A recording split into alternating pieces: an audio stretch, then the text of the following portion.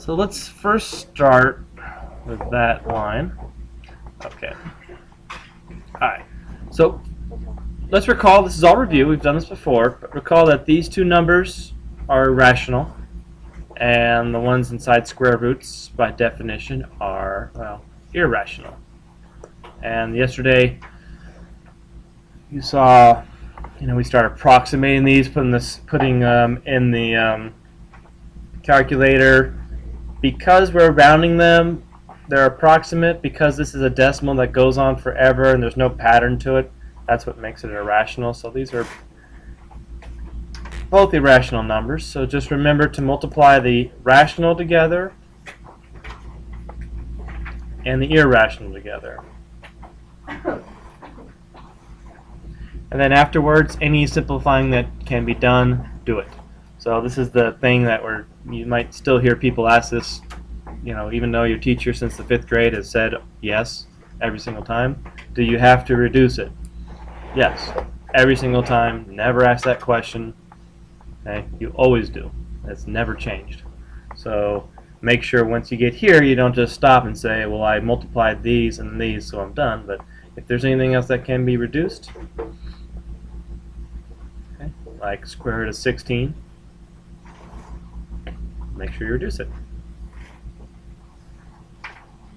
Okay. And if you'd like, if you have the time, I'd say do this last. You could put in, type everything in times -3 times radical 8, and yeah, it should work. Okay? It should work. Yeah. Since the 4, one comes out and the other one stays in, would you reduce that too? One comes out, one stays in. Yeah, like you multiply -12 by 4, 12. but one stays in. Like one comes out and one stays in. Inside of what? You talking about here? Yeah.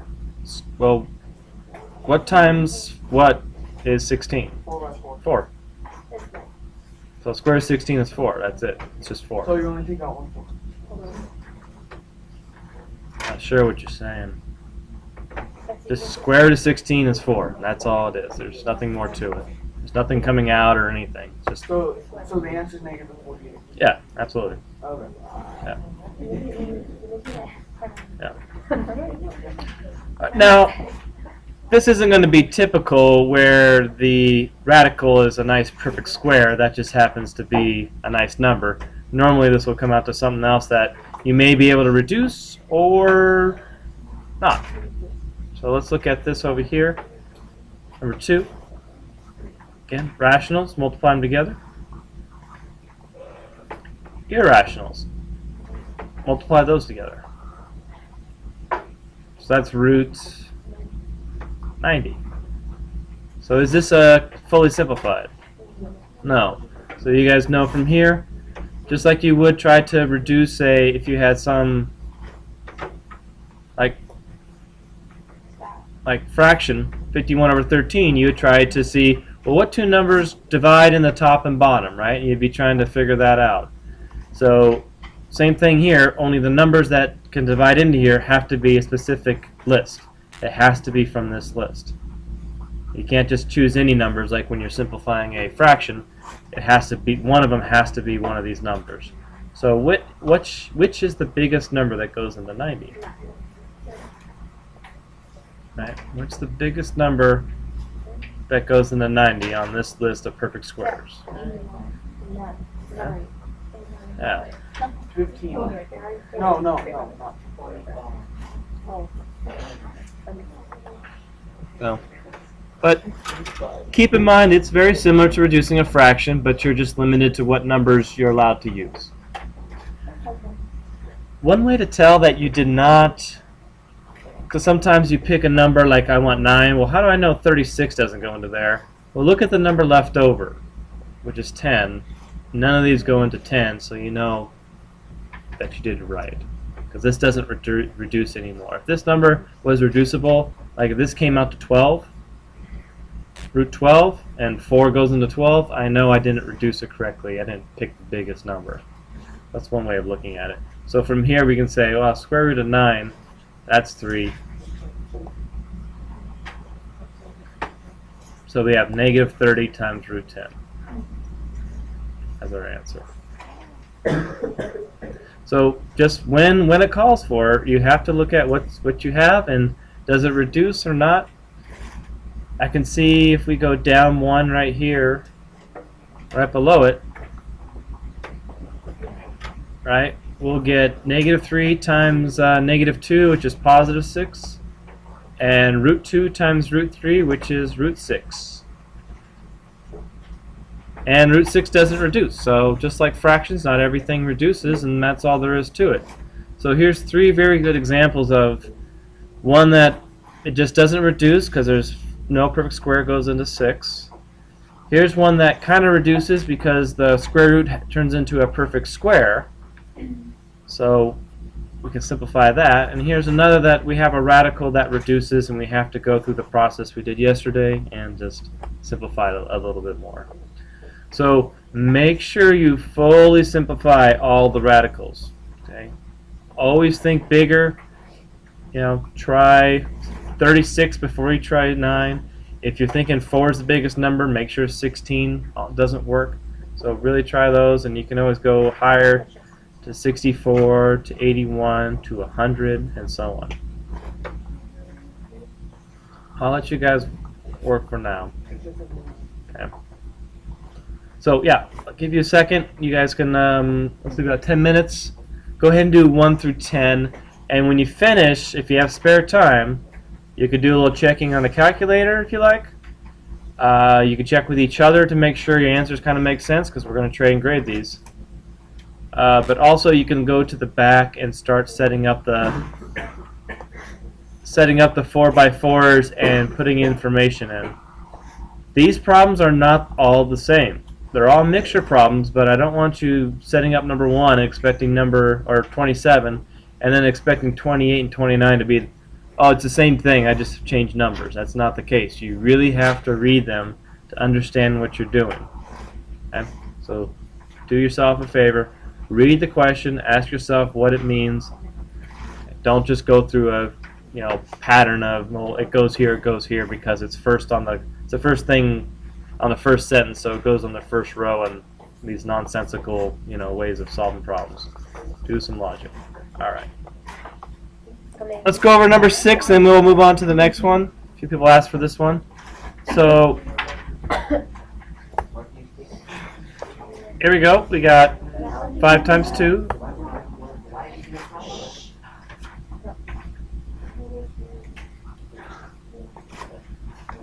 And we have 10 times 20.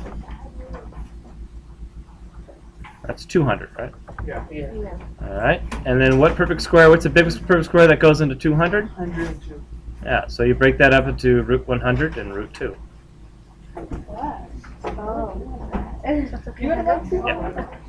if you chose 25, because 25 goes into 200, you would have got 25 and 8, but 8, let's see, 8 reduces more. Root 8, because 4 goes into 8, so you didn't reduce it all the way. You didn't reduce all the way if you chose that, so you have to choose the biggest number. Alright, so we got 100 root 10. Okay? Now, let's go on to the next one.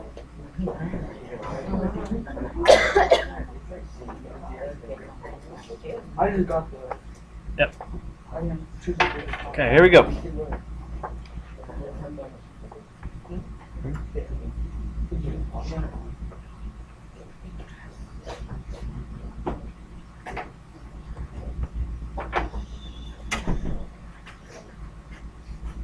Okay, so the goal for the next 2 sections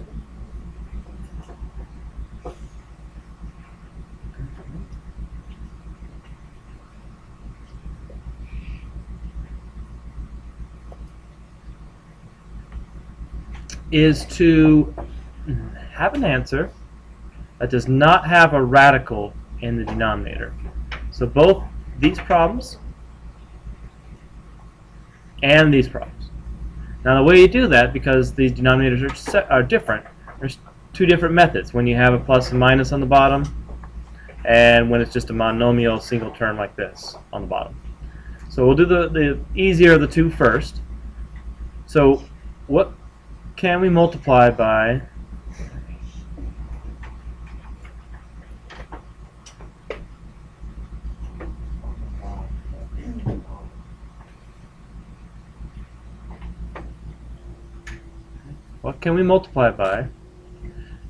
so that there is no more radical in the square root?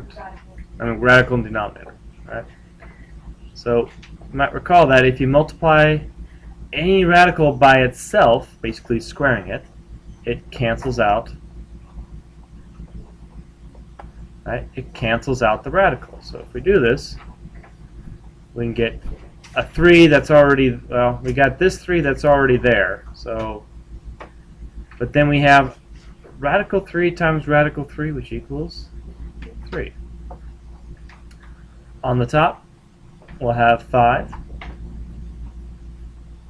times, well, what does that equal? What's square root of 4? 2.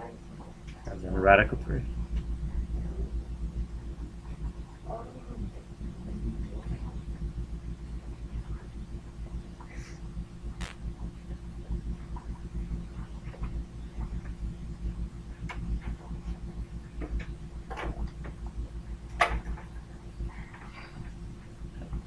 So simplify it all the way. 10 root 3 all over 9. Notice if you just multiply these together, you get root 12, and you'd end up breaking up root 12 back into root 4 and root 3. So recognizing that this is a perfect square before you multiply it together saves you a little time. Okay. Let's see here. Anything else? And of course, if these reduce, like if 10 over, ask yourself, does 10 over 9 reduce? You'd have to reduce it. So let's look at number 13 right below it. So we'd multiply this by root 2 over root 2. So we have on the bottom 4 times root 2 times root 2 is 2. And on the top we have 2. And then root 5 times root 2, which is root 10. So of course here we can cancel out because it's multiplication. Remember, if this was addition on top or bottom, we wouldn't be canceling, but it's all multiplication, so just cancel it out. In a sense, it's just kind of like reducing 4 times 2 is 8, reducing 2 over 8, and that equals 1 over 4. But of course, we don't write the 1. We don't write 1 root 10. So sometimes you have to reduce, sometimes you don't. And any question, you don't have to ask, do we have to reduce? You just always do it whenever possible. Okay, so go ahead and finish the front now, and then we'll go ahead and trade and grade again. So don't write this down, but watch up here. That when we have this plus here, if we tried to do the same thing as we did on the front and just multiply by the radical by itself, it would cancel out this radical, which is good. But then we don't have an option. We have to distribute it to over here. So now we'll have a negative 3 root 3, so it doesn't really solve the problem because, well, I got rid of one radical, but I created another. So this does not work when you have this plus and the minus because you have to distribute to both. So the solution they come up with is like, well, what can you multiply by so that we do cancel out the radical but don't create another? All right? And we looked at this for a little bit, and it was right around all the factoring chapters because this has to do with the factoring property. But if we actually multiply by what was called the conjugate, where the sign, make the signs opposite, if we do that, it'll actually cancel out both. And this is the long, let me show you the work. You don't have to do this for each problem, but I'm going to show you that it works. Right, if I did a box here, see, I get positive 9, I'd get negative 3 root 3, and I get positive 3 root 3, and these will add up to 0. So the radicals, when you use one positive, one negative, right, the radicals, you still get them, but they add up to 0, so effectively they're gone. And then lastly we have root 3 times root 3, and then positive times a negative is negative. So my denominator is now 9 minus 3, which is the same as just multiplying these two together. That gives us the positive 9, and multiplying these two together, that gives us the 3, and then keep in mind that it's always going to be a positive times a negative, so this is always going to be minus. So it's always going to be subtracting two numbers. On the top is distributive property, so we have negative 12 minus 4 root 3. Okay.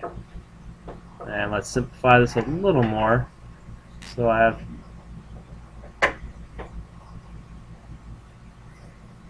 this. Now, is this fully simplified?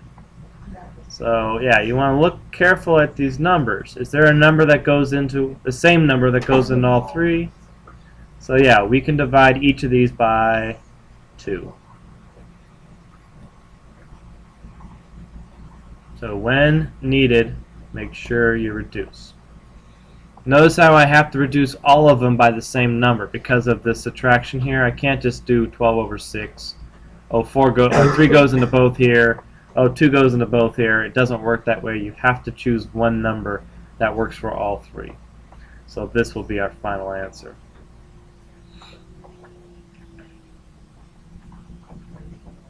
Okay. So let's do another, just in full speed this time. Let me go down.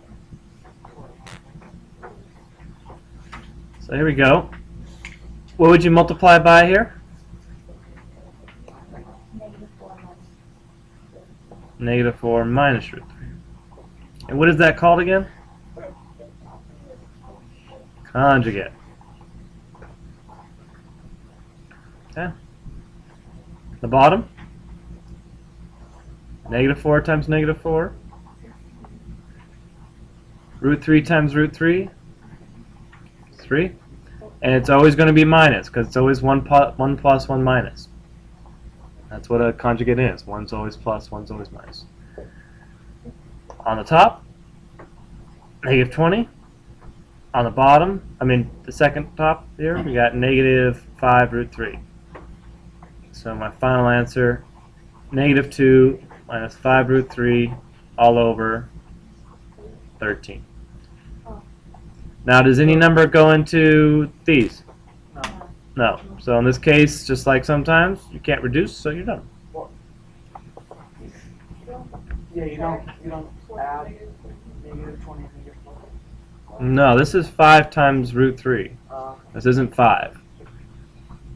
Right. So this is 5 times, whatever root 3 is over here, right? So we're not going to say 20 minus 5 times root 3 is anything. It's a big, long decimal. We don't want that in our answer. We just leave it as root 3. So that's our final answer. Same thing we did above.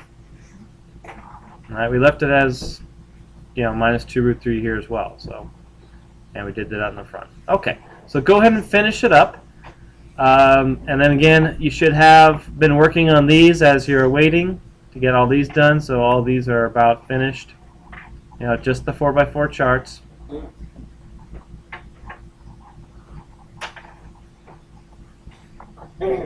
A, B, and final. Yep, so keep it going. Which ones do you change the sign?